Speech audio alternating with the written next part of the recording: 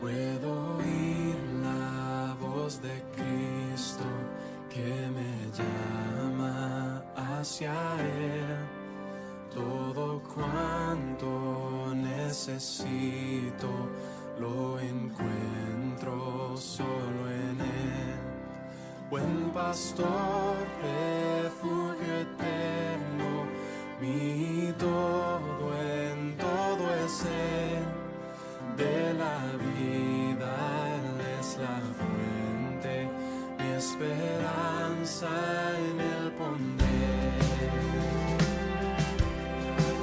Siendo yo su... Comenzar en esta noche, y antes de cantar una canción y después de escuchar la palabra de Dios, hay un texto en el Salmo 62, versículo 5, dice: alma mía en Dios solamente reposa, porque de Él es mi esperanza. Él solamente es mi roca y mi salvación, Él es mi refugio, no resbalaré. En Dios está mi salvación y mi gloria. En Dios está mi roca fuerte y mi refugio.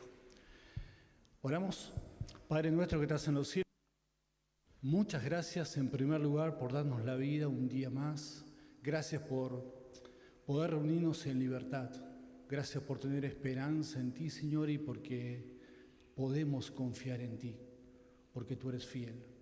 Gracias por este tiempo para poder hablar contigo, para poder escuchar tu voz y también para orar e interceder por otros hermanos. Te damos muchas gracias por este tiempo. Bendice a cada hermano que está por llegar, cuida y protege también, Señor. Gracias por todo, en el nombre de Jesús oramos. Amén. Cantamos una canción que dice: Dios desde el cielo envió a su Hijo, por mí murió allí en la cruz, y esa tumba que ocupaba está vacía y prueba que vive, ¿sí? Por eso estamos aquí, porque Él vive. Y la parte de una de las estrofas de la canción dice que mi futuro está en sus manos, ¿no? Mi vida tiene rumbo, porque nuestra vida está en Dios. La cantamos, nos ponemos de pie y la cantamos.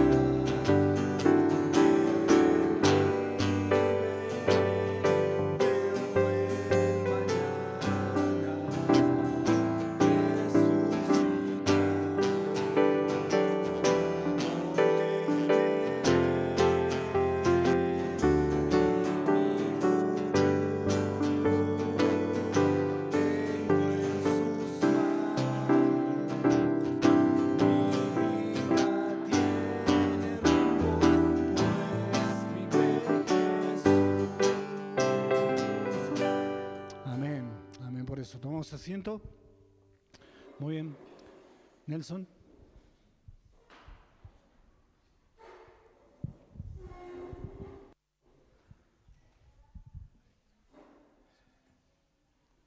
Bien. Buenas noches, como quieras, no tengo drama. Libro de los Salmos, capítulo 5. Vamos a continuar con el estudio del libro de los Salmos. ¿Quién dice quizás si el Señor no viene antes lleguemos al 62, ¿no? Que leía nuestro hermano? Libro de los Salmos, capítulo 5, verso 1.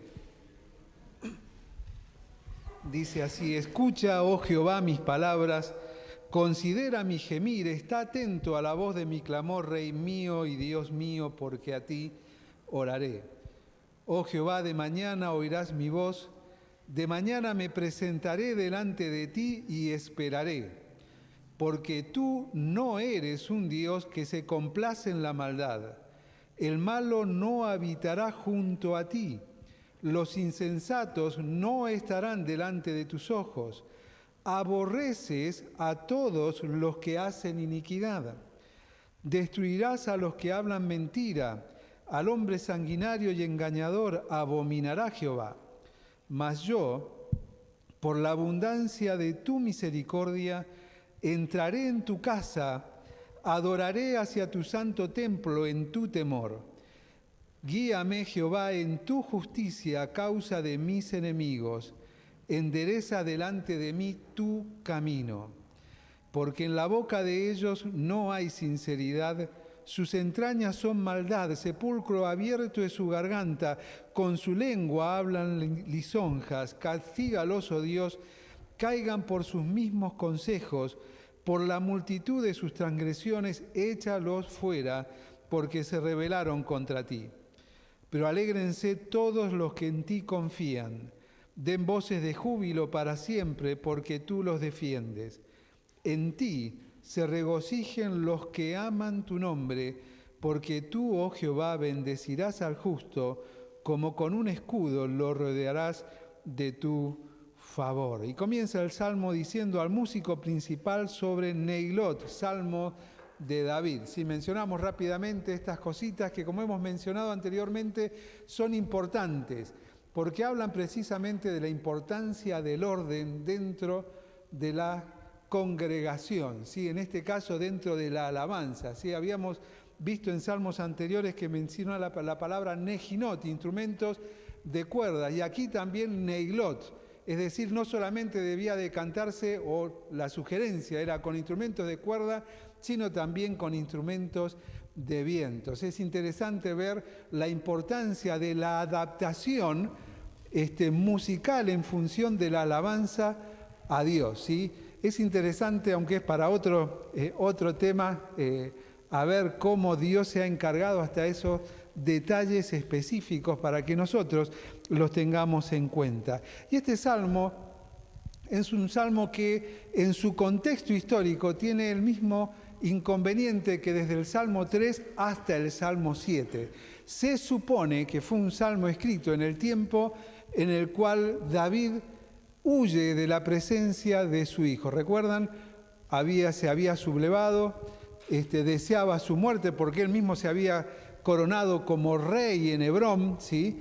Y David, para evitar la pelea con su hijo, la confrontación, él decide huir. Y en todo esta huida de David va aprendiendo algo importante. Y va aprendiendo que precisamente Dios no es simplemente invocar, sino es un ser al cual se lo debe conocer. Y ese conocimiento de Dios radica en la comunión íntima con Dios. Es decir, no se trata de hablar de Dios, sino de conocer a Dios. Porque en ese conocimiento de Dios radica la transformación de nuestras vidas. Y vamos a ver precisamente cómo este salmo puntual habla de este proceso que había comenzado en David y acá se ve de manera directa. David, como a la mayoría de los salmos, aun cuando él no sea el autor, sigue como vimos en la introducción, esta comparación entre el justo y el malo, ¿sí? El castigo y la bendición, el castigo de aquel que desobedece y la bendición de aquel que obedece a Dios. Pero el lenguaje que utiliza David en este salmo es muy particular. Es un lenguaje totalmente distinto. Cuando leíamos y meditábamos en los salmos anteriores, él pedía que a sus enemigos los destruyera, ¿sí? Que los hiciera polvo, que era una expresión muy común para desahogar toda la bronca en ese momento, ¿no? De hecho, dice que por profecía de Jehová, Jerusalén fue destruida al polvo, y era literal, ¿sí? La expresión es que fue después de un incendio.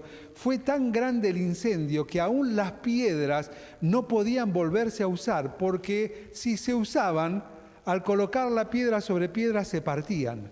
Era como polvo, no servía, no tenía ninguna utilidad. Y así es como vemos a Nehemías cuando reconstruye el muro de Jerusalén, que él se angustia porque de hecho los muros habían sido consumidos y hechos como tierra.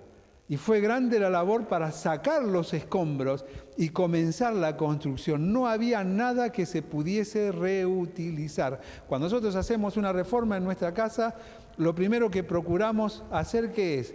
Gastar lo menos posible. Si tiramos una pared, a ver qué se puede reutilizar. Bueno, no se podía reutilizar nada. El sentir de David, que es un sentir que muchas veces nosotros tenemos, es un sentir natural, porque Dios nos ha dado esta capacidad de desahogarnos. Dios mismo nos dice a través del apóstol: airaos, que dice Santiago, pero no peques, ¿sí? No se ponga el sol de la ira sobre tu enojo. Es decir, desahogate, desahogate. Como decía mi abuela, ¿estás enojado? Andá a aquel cerro. Bueno, en Mendoza hay muchos montes, acá no. Andá arriba del cerro y gritá, y ya vas a ver cómo se te va a ir. Una vez estaba tan enojado que lo hice y tenía razón, ¿eh? Cuando gritás con toda la fuerza, total, nadie te escucha ahí. Y volvés relajadito, ya no querés matar a nadie, no le querés desear que Dios lo destruya como polvo, aunque se lo merezca, sino volvés relajado y tranquilo, ¿no? Y eso veíamos la importancia de las expresiones en la Biblia cuando dice clamó a Jehová o clama a mí. Es una expresión que no denota una sumisión, alguien arrodilladito, hablando, susurrándole a Dios, sino la expresión a voz en cuello de cómo me siento. Y David a voz en cuello decía: mata a mis enemigos, destrúyelos. Pero es un vocabulario que vemos aquí que David en este salmo, el Salmo 5, no lo utiliza. Y este salmo forma parte de algo particular que viene mencionándose, ¿no? En el Salmo 3, fíjate, verso 5, habla de este ejercicio de comunión, o en estos tres salmos encontramos, en cierta razón, en cierta medida, ¿no? El ejercicio de comunión que tenía Daniel con Dios. ¿Cuál era el ejercicio de comunión que tenía Daniel con Dios? Que lo llevó al foso de los leones. La oración. Falta algo más. 3 veces al día, ¿sí? La oración. Un ejercicio de oración 3 veces al día. Fíjate lo que dice capítulo 3, verso 5. Yo me acosté y dormí y desperté porque Jehová me sustentaba. Es decir, hay una relación íntima con Dios en la cual Él entiende su presencia y su cuidado al acostarse. Capítulo 4, al levantarse, en el capítulo 3, capítulo 4, verso 8, habla de que el único que puede dar descanso es Dios, que dice: en paz me acostaré y asimismo dormiré, porque solo tú, oh Dios, me haces vivir confiado. Es decir, en la tarde, en la noche, tengo una comunión que me tranquiliza, ¿sí? Me subo al monte y grito, como decía mi abuela, y grito, y entonces ahí, bueno, voy a la cama tranquilo, ¿sí? Descansado, desahogado. Pero fíjate lo que dice en el capítulo 5, verso 3. 3 veces oraba Daniel, ¿no? 3 veces.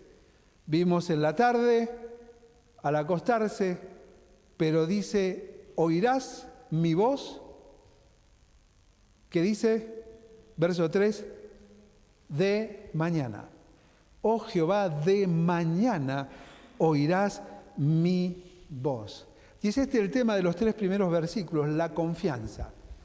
David habla de que en Dios él podía confiar, pero esa confianza se construye, por eso llevamos los 3 salmos anteriores, se construye a través de ¿qué?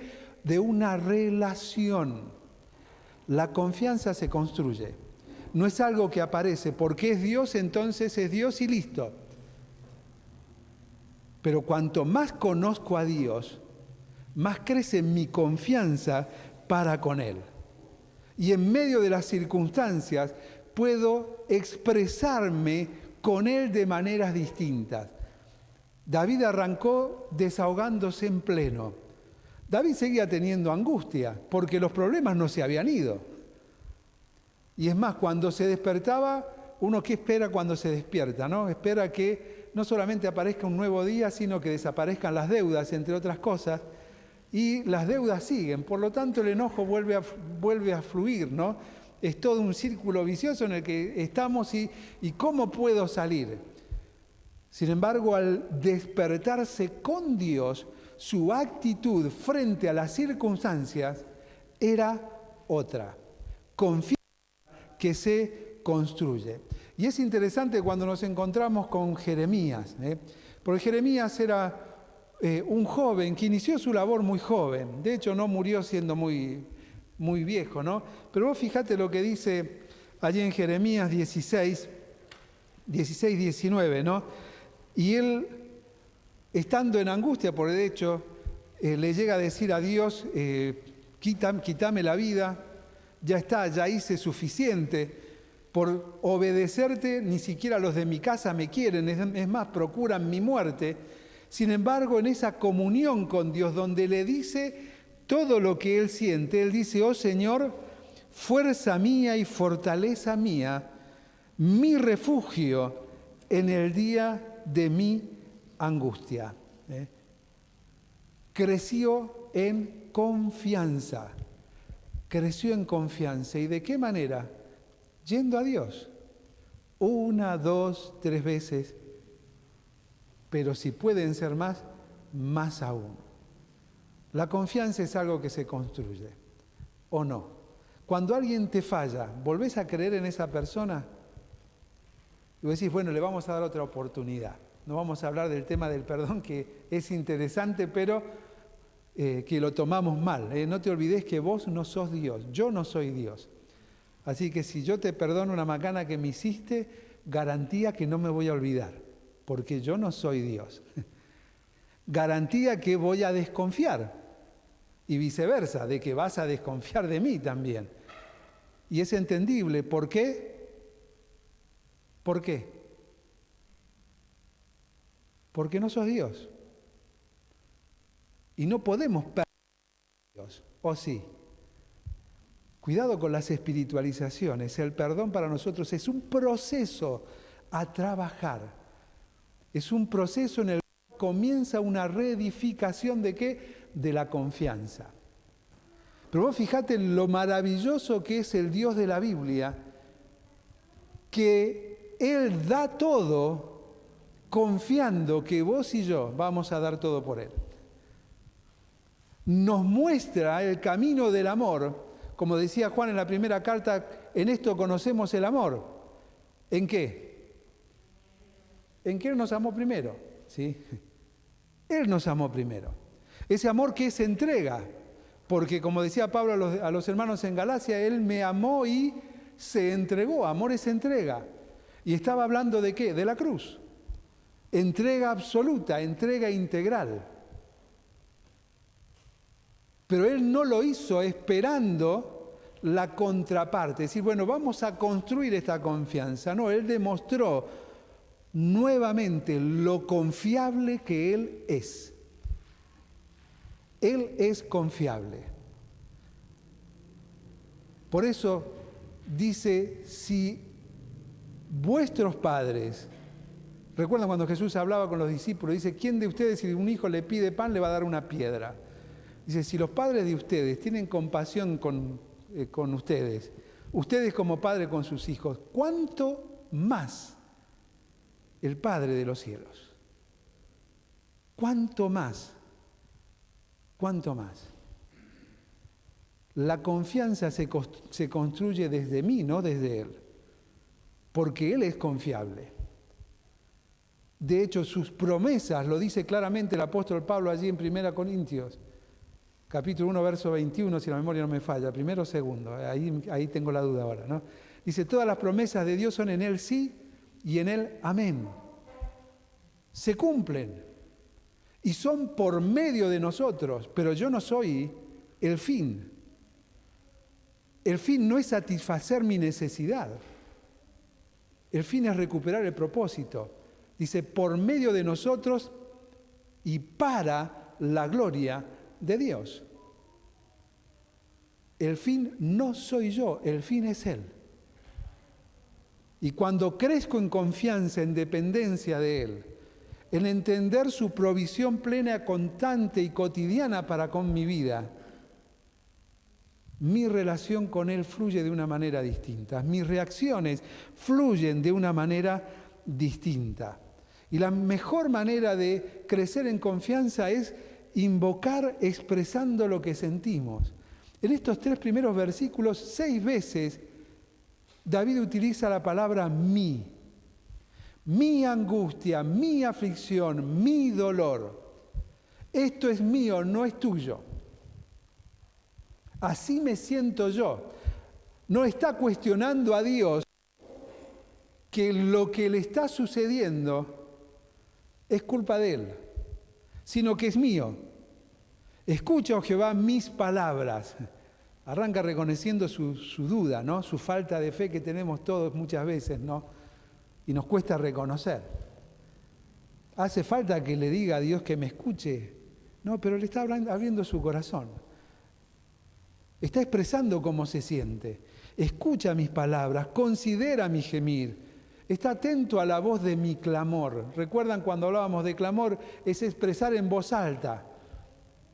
Porque a veces hasta en esas expresiones y en la continuidad en el tiempo, muchas veces, ¿no te ha pasado que sentís que Dios no te oye? Bueno, David se lo está expresando con palabras directamente a Dios. Pero a su vez le está reconociendo como soberano. Porque dice, Rey mío, Dios mío. Y asume su responsabilidad. No todo depende de Dios.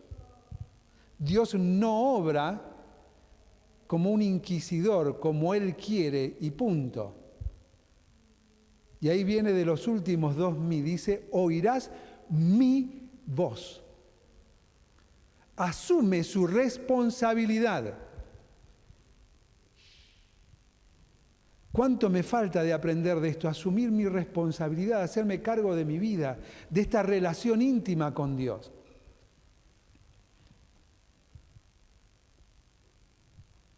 ¿Cuántas veces intentamos endosarle a otros un cheque que está a mi nombre? ¿Por qué no orás por mí? Orá por mí. Porque me está pasando esto, orá por mí. No, orá vos, hacete cargo de tu vida.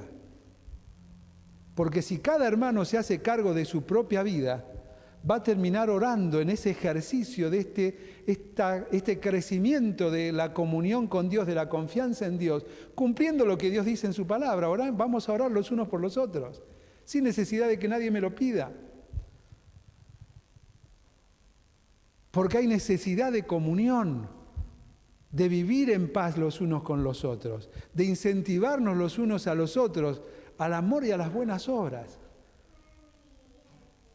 Pero pareciera que cuando pedimos oración es como que nos sacamos una parte del peso de encima, ¿o no? Sé sincero.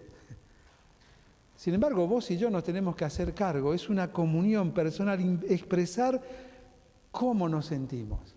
Y aun cuando no lo sabemos, Pablo ya lo decía escribiéndole a los romanos, ¿no?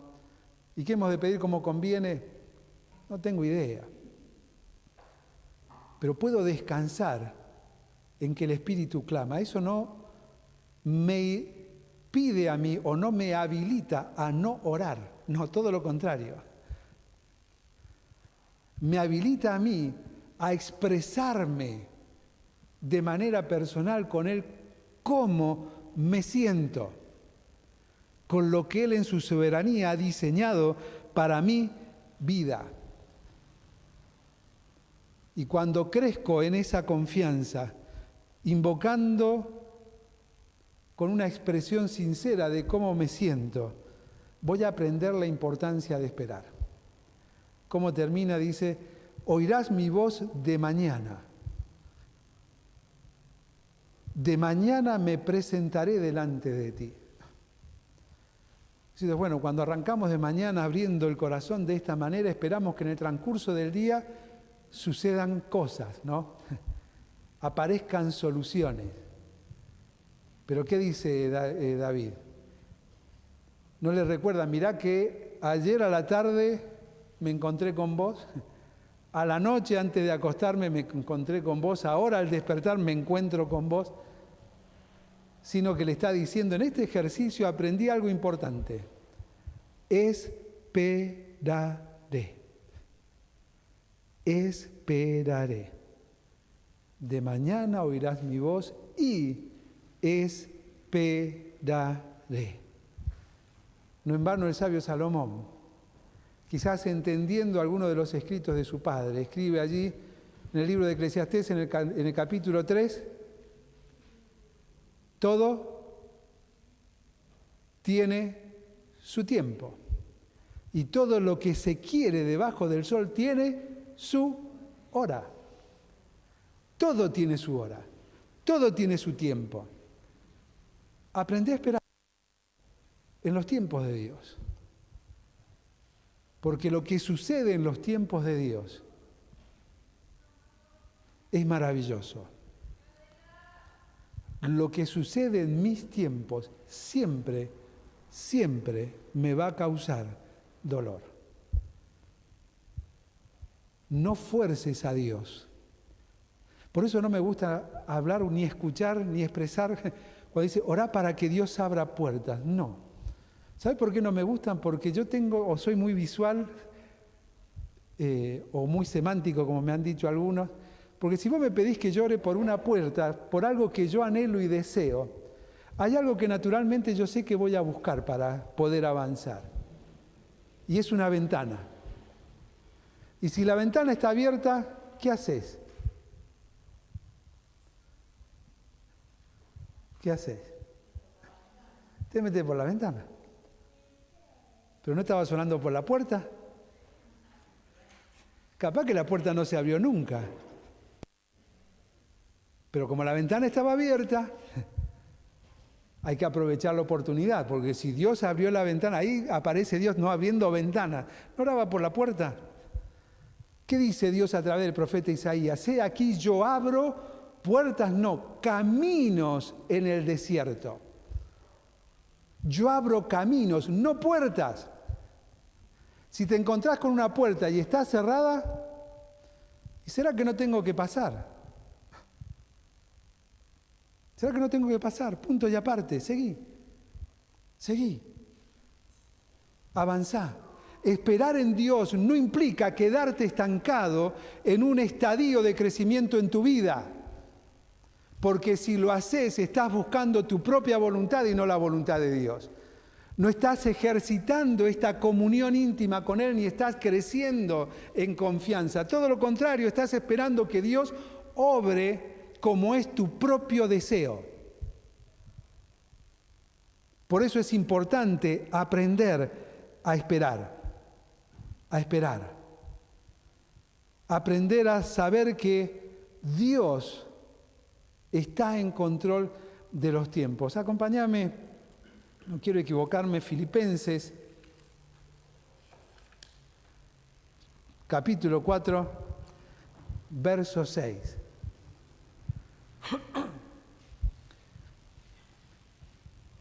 Que es algo que a veces lo sabemos de memoria, es un texto muy conocido, una porción muy conocida, pero muy poco ejercitado, por mí al menos, ¿no?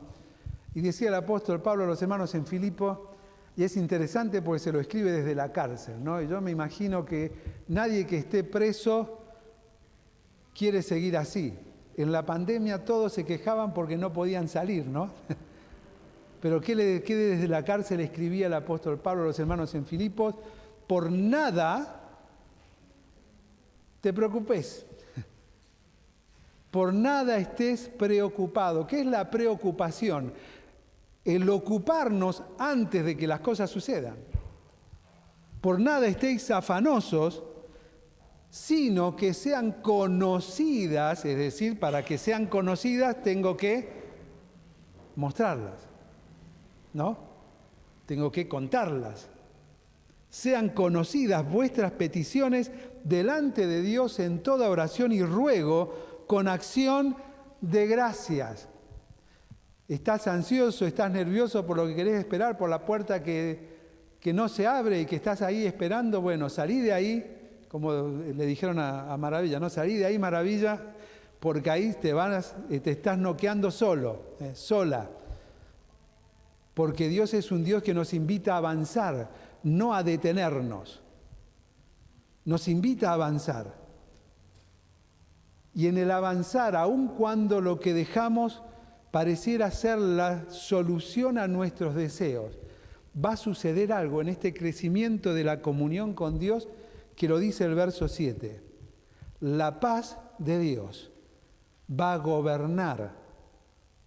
Esa paz que sobrepasa todo entendimiento. Dice, guardará vuestros corazones y vuestras ansiedades, vuestras preocupaciones en Cristo Jesús. Esperaré.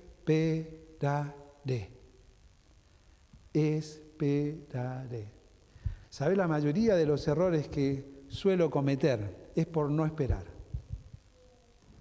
Estoy convencido de que es lo que Dios quiere. Y si es lo que Dios quiere, yo voy detrás de eso. Pero es lo que Dios quiere en el tiempo de Él. No es en mis tiempos. Es esperar. Las ansias a veces hasta no nos dejan dormir. Algo que me ha estado sucediendo en este tiempo. Tenemos todo para terminar los arreglos del salón de atrás y no podemos terminar, allá en Colonia Avellaneda. No podemos terminar por razones que no vienen al caso, ¿no? No con el chusmerío santo, ¿eh? No vamos a contar esa parte. Y eso me quita el sueño. Pero ¿cómo puede ser, Señor? Te hemos estado pidiendo por esto, apareció lo que no te pedí, pero que es más importante de lo que pedíamos, pero ahora no podemos hacerlo. Pero está todo, ¿cómo puede ser que no? Esperaré.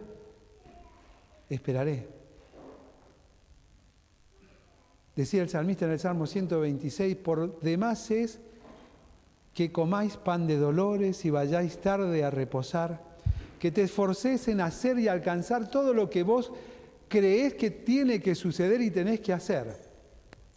Porque aún lográndolo hay algo que no vas a conseguir, lo dice Pablo a los hermanos en Filipos, paz. Dice, por demás es que te esforcés en todo eso, que te preocupes en todo eso. ¿Por qué? Porque solo a su amado dará Dios el descanso. Solo a su amado dará Dios el descanso. Solo aquel que sabe esperar, que aprende a esperar.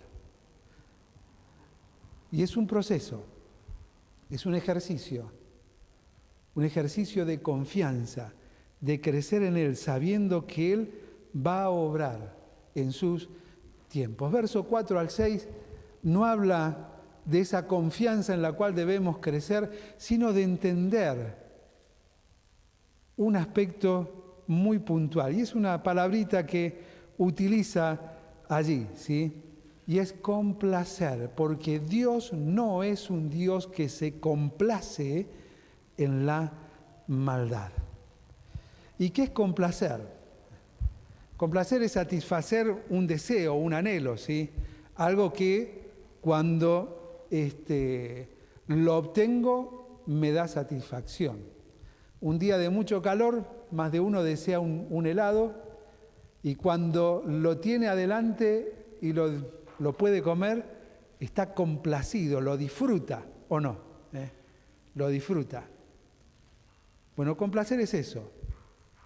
Ahora, es interesante porque es una palabrita que utiliza también el Padre en un momento especial en la vida del Hijo. Y dice que estaba Jesús con Juan el Bautista, Juan capítulo 2, si mal no recuerdo, y dice que cuando sale del agua se oye una voz del cielo que dice: este es mi Hijo amado en el cual tengo complacencia, en quien me complazco plenamente. ¿En quién me complazco? ¿Qué es lo que espera Dios de nosotros? Para que Él sienta satisfacción. Lo decía el profeta Miqueas, si mal no recuerdo. ¿Qué es lo que pide Jehová Dios de ti? Sino que le ames, le temas y guardes sus mandamientos y te apartes del mal. Es eso lo que Dios espera de nosotros. Que le ame, que le tema, que guarde sus mandamientos, que me aparte del mal. Es la forma de complacer, de adorar a Dios, de agradar a Dios con mi vida. Es decir, santidad. Santidad. Pero no la santidad que ya tengo, porque ya soy santo. Pablo mismo, cada una de sus cartas la arranca de la misma manera, diciendo a los santos, y sigue, ¿no? Diciendo que se reúnen en tal lugar, en tal ciudad y demás, a los santos. Yo soy santo, sí. Él me santificó por medio de la obra redentora de Cristo allí en la cruz del Calvario. Pero no está hablando de mi santidad, sino de su santidad. Porque dice, tú no eres un Dios que se complace ¿en qué? En la maldad. ¿Por qué? Porque Él es santo. Alguna vez mencionamos la frase utilizada, dicha por Mahatma Gandhi, mal utilizada. Dios ama al pecador pero aborrece el pecado. ¿Qué dice Dios acá? ¿Qué sigue diciendo? Dios aborrece el pecado y al que lo practica, porque Él es santo. Es eso lo que me impide entrar delante de la presencia de Dios. Y la única manera de ingresar a la presencia de Dios es por medio del Hijo. Es pegado a Él, adherido a Él. ¿Por qué? Porque Él es santo. Él es santo. He sido apartado para Él. El pueblo de Israel fue apartado para Dios. Lo dice claramente el profeta Isaías. Y siendo apartado para Dios tenía un propósito. Dice, te he puesto para que seas luz de las naciones. La iglesia de Cristo ha sido apartada para cumplir ¿con qué? Con el mismo propósito. ¿Qué dijo Jesús? Ustedes son la luz del mundo. Pedro lo escribía, 1 Pedro 2, 9 y 10. Él nos escogió, nos apartó, los que no éramos nada, ahora no éramos pueblo, ahora somos su pueblo. Verso 10 del capítulo 2. Pero más que su pueblo, dentro de su pueblo, su elección soberana, verso 9, nos ha dado privilegios que el pueblo de Israel no tenía, o tenían algunos. Linaje escogido, real sacerdocio, nación santa, pueblo adquirido por Dios. Va mucho más allá de esa elección, de esa promesa hecha a Abraham. En tu simiente serán benditas todas las naciones de la tierra. A nosotros nos alcanzó la obra redentora del Hijo de Dios en la cruz del Calvario una sola vez y para siempre. Tenemos privilegios mayores aún. Y el propósito es que seamos luz para mostrar las virtudes de aquel que nos llamó de las tinieblas, ¿a dónde? A su luz admirable. Y si hay que anunciar, ya vimos alguna vez que el original, la palabra anunciar es mostrar. ¿Para qué nos escogió? Para hacer luz. para hacer luz. Él se complace en eso, en que disfrute precisamente lo que soy. La separación, no como su pueblo, sino por amor a aquel que me separó. Escribía el apóstol: baste ya el tiempo pasado, ¿para qué? Para vivir según sus propios deseos y concupiscencias. Escribía Pablo: despojaos del viejo hombre y vestíos del nuevo. Hay una separación que depende de mí. Y es esa santificación progresiva que Él obra a través del poder del Espíritu Santo en mí, no de manera inquisitiva, sino voluntaria. Pero la voluntad depende de Él. No, Él mismo lo dijo a través del profeta Jeremías: yo sé los pensamientos que tengo para ustedes, son pensamientos de bien para que alcancen el bien que desean, dice la NTV, para que alcancen ese bien que ustedes anhelan, que ustedes desean en su corazón.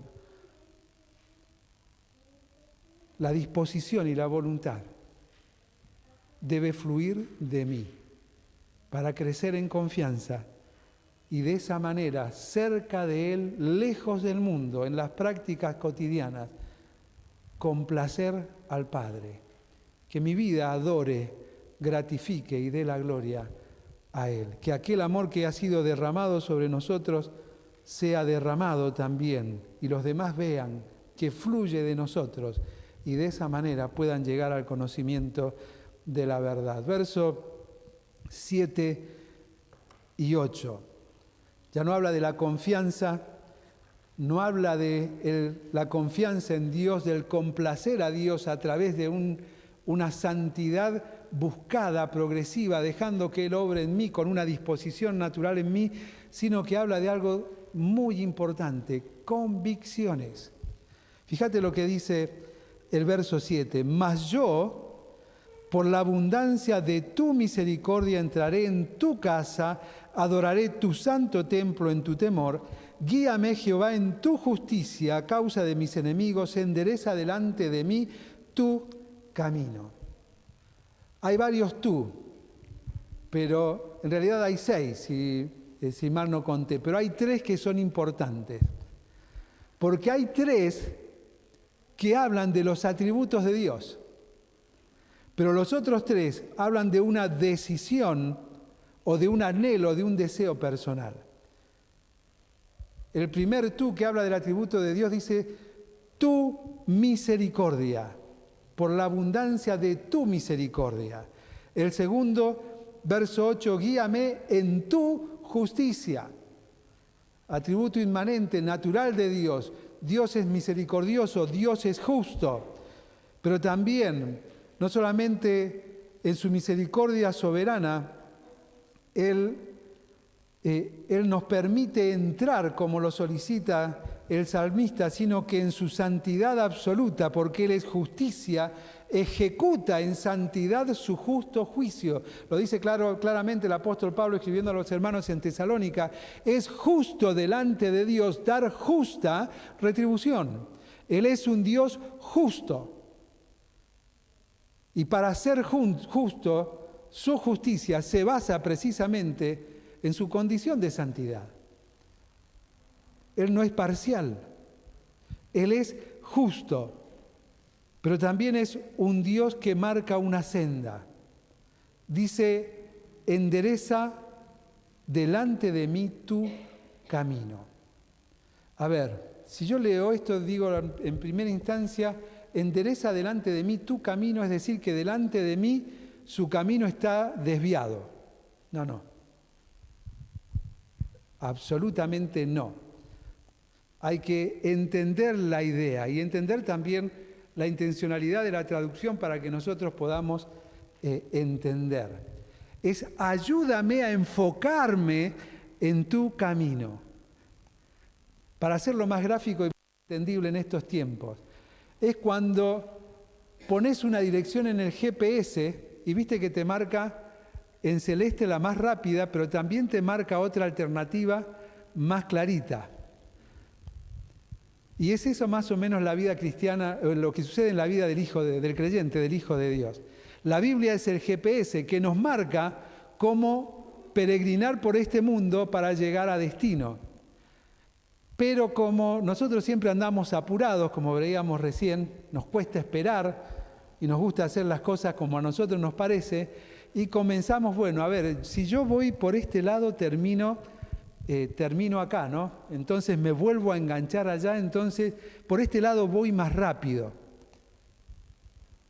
Y nosotros muchas veces en la vida espiritual comenzamos a apretar esas indicaciones que a su vez cuando vamos ahí, decía, ya no dice más, ya no aparece más la gallega que decía recalculando, pero recalcula el GPS y te da otra opción y te va dando nuevas opciones, nuevas opciones, nuevas opciones y siempre vamos más lejos del camino.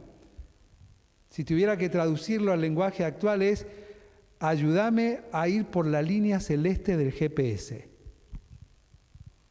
Aunque me diga que me voy a demorar, viste que a veces te marcan también tanto tiempo, por este otro te demorás menos, aunque marque más.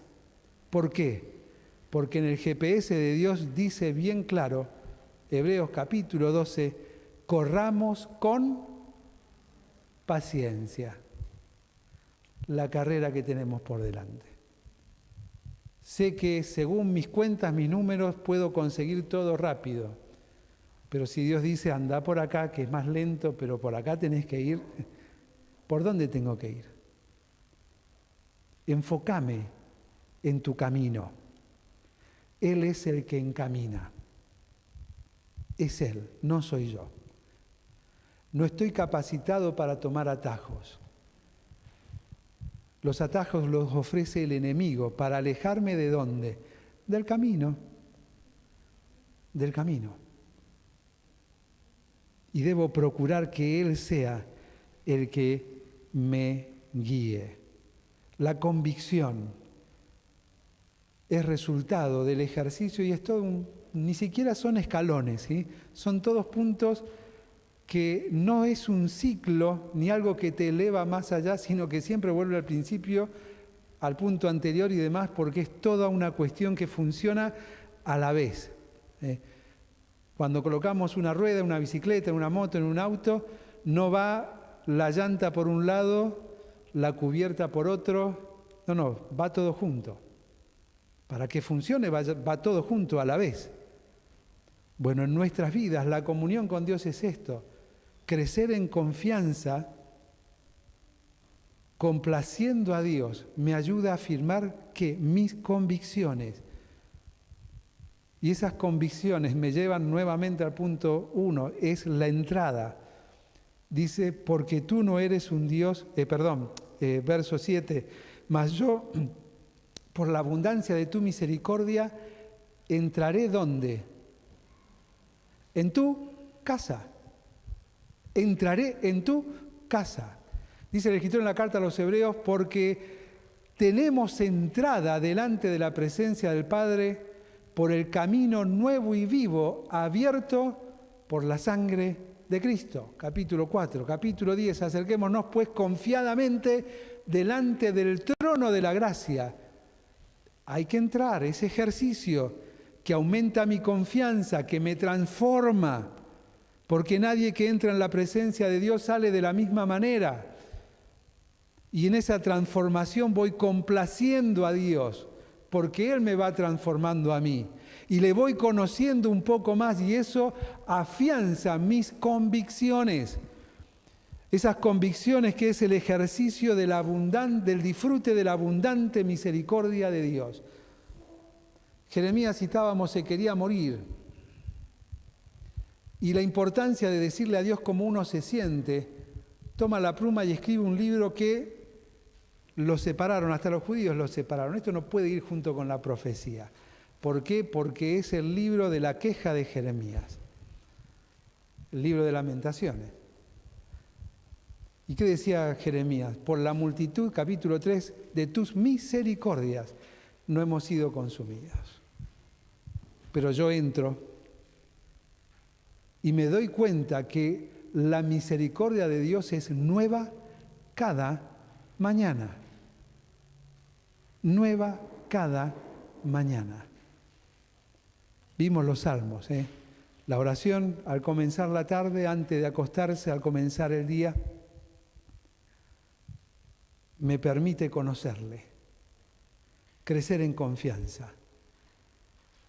Al entender y ser transformado, Romanos capítulo 12, por medio de esa transformación de mi entendimiento, Dios me va transformando, Él se complace. Y voy conociendo más del Dios de la Biblia. Crezco en convicción. Y esa convicción del disfrute de la adoración sincera, porque bien dice que entremos confiadamente para alcanzar misericordia y hallar gracia para recibir el oportuno socorro. Lo primero que menciona es misericordia. Disfrutar la abundancia de su misericordia. ¿Para qué? Para llegar a una adoración sincera. Adorarle a Él. Dice, entraré en tu casa, adoraré hacia tu santo templo y lo haré en tu temor. Alguien que está siendo transformado, que está conociendo a Dios, entendiendo la grandeza de Él, su santidad y su pequeñez y su necesidad de ser transformado constantemente por Dios. No hay manera de que adoremos a Dios si Él no nos está transformando. Hagas lo que hagas. Cada primer día de la semana, ¿cómo te acercás a Él? Venimos a adorarle. ¿Qué le traemos? Bueno, a veces preparamos la ofrenda, a veces me preparo para dar un pensamiento, o pedir un coro o un himno, ¿no? No, pero ¿cómo preparaste tu adoración? Tu adoración es el resultado no de una oración antes de salir de tu casa porque tienes miedo de lo que Pablo escribía a los Corintios allí en el capítulo 11 de la primera carta. Cada uno examine a sí mismo, no sea que coma y beba juicio. Entonces, ¿viste? No sé si a ustedes les pasó alguna vez, ¿no? Pero a mí me pasó varias veces. Antes de salir de mi casa, Señor, no vaya a hacer cosa, porque es literal, es así. De hecho, se los dice. Algunos han enfermado y otros han muerto. Señor, ahí todos a cuenta con Dios. Pero eso no es venir preparado para adorar. Venir preparado para adorar es traer el resultado de la transformación cotidiana que Dios ha hecho en mí. Es acercarme a Él con una confianza distinta que aquella con la que me acerqué a Él hace 7 días atrás. Con una humillación profunda, sabiendo que aun cuando Él ha trabajado en mí, no puedo complacerle porque hay muchas cosas que tienen que ser cambiadas de mí. Y eso sin mencionarlo, sin hablarlo, son convicciones arraigadas en el corazón. Son las cosas importantes. ¿Qué decía Jesús? El hombre bueno del buen tesoro de su corazón saca cosas buenas. El hombre malo del mal tesoro de su corazón saca cosas malas. Y es malo aparentar, porque no aparentas con los hermanos, aparentas con Dios. Aparentas delante de aquel que nadie puede aparentar, porque lo conoce absolutamente todo. La convicción se alcanza en su presencia, obviamente con su palabra, obviamente con la ayuda de aquellos a quienes Dios les dio capacidades en la iglesia local para que me ayuden a entender lo que Él me está diciendo, pero también con la búsqueda personal. Todos los días, Dios, ¿qué me querés enseñar? ¿Qué tengo que cambiar? Ayúdame que mi GPS no me desvíe por otro camino, que siga el que tengo que seguir, que vaya por ahí. Transformame. Y así vamos a ir preparando una adoración sincera con Él. ahí vamos a ir entendiendo lo que Él es. Adorar no es cantar. Adorar no es poner cara de buen cristiano, silencio donde hay que hacer silencio, abrir la boca cuando hay que... Eso no es adorar. Adorar es transformación. Y Dios no desecha ninguna transformación. Lee el libro de Levíticos y prestale mucha atención a los sacrificios. Dios no despreciaba ni siquiera las cenizas. Hasta había un lugar para las cenizas. Todos sabían que había un lugar afuera donde se llevaban las cenizas. Y la existencia de ese lugar les recordaba la santidad de Dios, porque eran las cenizas de los sacrificios. Pero al recordar la santidad de Dios quedaba reflejada, ¿qué? Su propia condición. Su propia condición. Y me imagino que el gran gozo de Dios era mirar cómo crecía eso. El gran gozo de Dios al mirarme debe ser ver cómo crece eso, que sale fuera del campamento de mi cuerpo, de mi mente, de mis pensamientos, de mis reacciones, sale fuera y queda allí la ceniza. Del ejercicio de lo que Pablo escribiera a los romanos, de presentarnos nosotros en sacrificio vivo, santo, agradable a Dios, como un culto bien entendido. Porque sólo así somos transformados, verso 2, por medio de la transformación de nuestro entendimiento, y llegamos a comprender que no hay puertas cerradas que debo esperar que se abran, sino de comprender que su voluntad es, no dice será, que su voluntad es buena, agradable y perfecta. Aun cuando el camino que Él abra, como decía Isaías, lo abra en medio del desierto. Que Dios bendiga su palabra.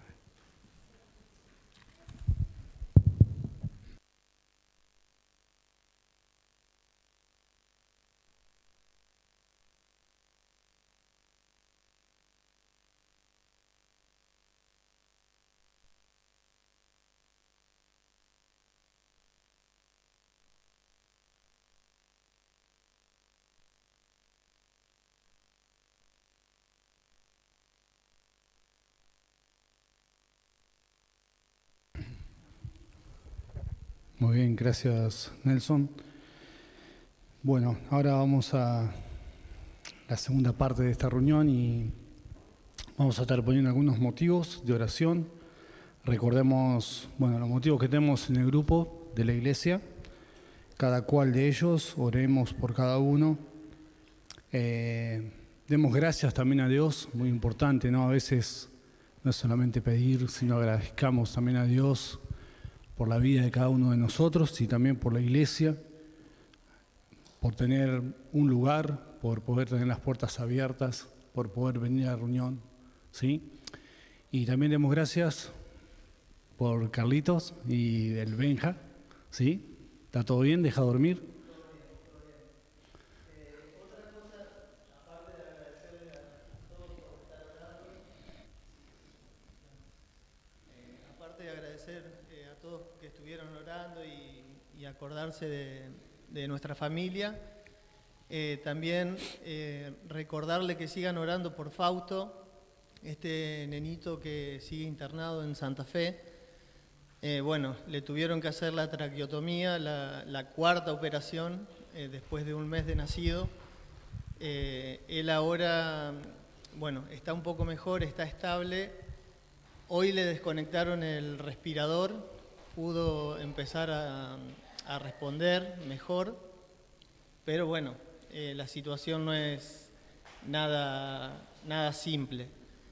Para que sigan orando por los papás, que quizás sea también el momento para acercarse a Dios y sabemos que Dios tiene el poder para hacer todos los milagros que Él quiera.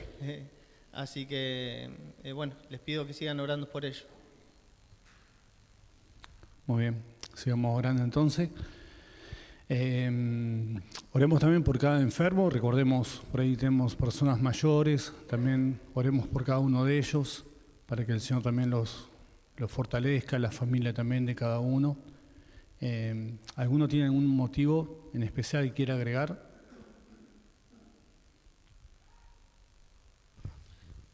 Creo que la mayoría lo conocemos, a Guillermo López. Él se congrega en la iglesia en Santo Tomé.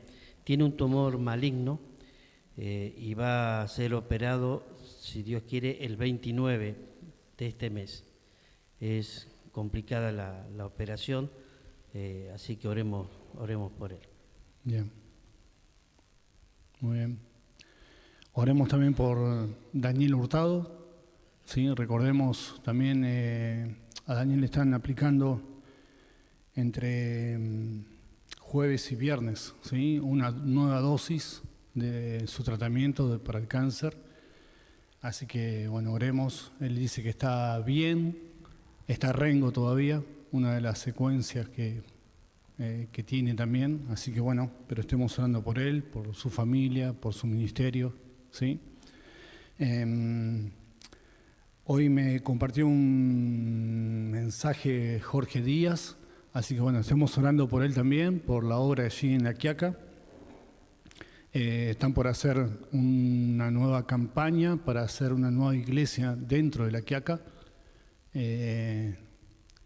La Quiaca crece un montón, ¿no? Es bastante grande cada vez más. Así que bueno, oremos por este ministerio de él. Están haciendo 2 horas felices grandes de 40 y 50 chicos y bueno, piensan poder hacer otra iglesia en ese lugar. Así que bueno, oremos por esto, por lo que él hace dentro de La Quiaca y alrededor, ¿sí? Así que bueno, oremos por ese ministerio también. Oremos por la campaña que fue juntos en Buenos Aires, así que también oremos por los resultados de eso, que realmente los hermanos que estuvieron trabajando puedan seguir a esas personas y así, ¿sí?, traerlos al Señor, y aquellos que aceptaron a Cristo puedan seguir el camino del Señor. Muy bien.